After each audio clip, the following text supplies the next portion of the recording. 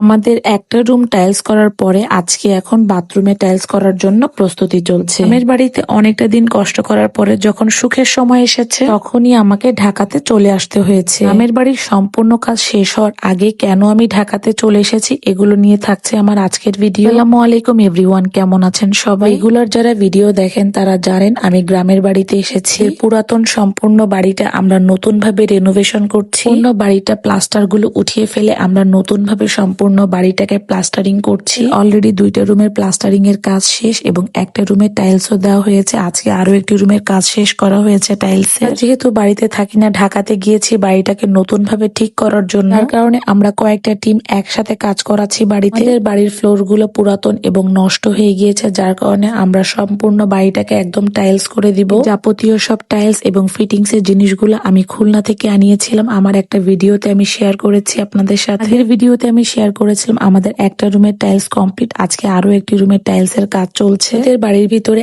একটা ওয়াশরুম হওয়ার কারণে আমরা আরো একটি ওয়াশরুম নতুন করে বানাচ্ছি, সেটারও কাজ চলছে। ওয়াশরুমের এই জায়গাটা আগে স্টোর হিসেবে আমাদের ব্যবহার করা হতো, এখন ওয়াশরুমের কাজ চলছে। এখানে আজকে ঢালাই দেওয়া হয়েছে। পুরাতন এবং সব থেকে বড় ওয়াশরুমের আজকে টাইলস এর কাজ করা হচ্ছে। এই ওয়াশরুমের টাইলস এবং ফিটিংস এর সব জিনিসপত্রগুলো কিন্তু আমি খুলনা থেকে আনিয়েছি। রুমের টাইলস লাগানো শেষ হয়ে গিয়েছে এবং এখানে আরো একটি টিম ওয়াশরুমের সব ফিটিংস এর জিনিসগুলো লাগাচ্ছে। আমাদের বাড়িতে একটা ওয়াশরুম হওয়ার কারণে এই কয়েকদিন ধরে অনেক বেশি কষ্ট হয়ে গিয়েছে আমাদের। একটা ওয়াশরুম হওয়ার কারণে আমাদের খুব ওয়াশরুমে যাওয়ার খুব সমস্যা হয়ে গিয়েছিল।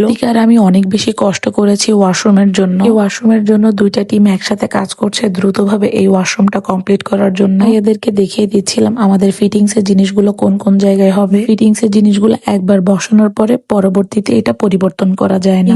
সব জিনিসগুলো লাগানোর পরে আমি একটু চেক করে দেখছিলাম যে সবকিছু ঠিকঠাক আছে কিনা। টাইলস এর কাজগুলো করানোর পরে আমরা ফিটিংস এর কাজগুলো কমপ্লিট করেছি। ওয়াশরুমটা ব্যবহার উপযোগী হয়নি, কারণ এখন পুরো ওয়াশরুমটা একদম পুটিং করে দিবে টাইলস এর এই জায়গাগুলো।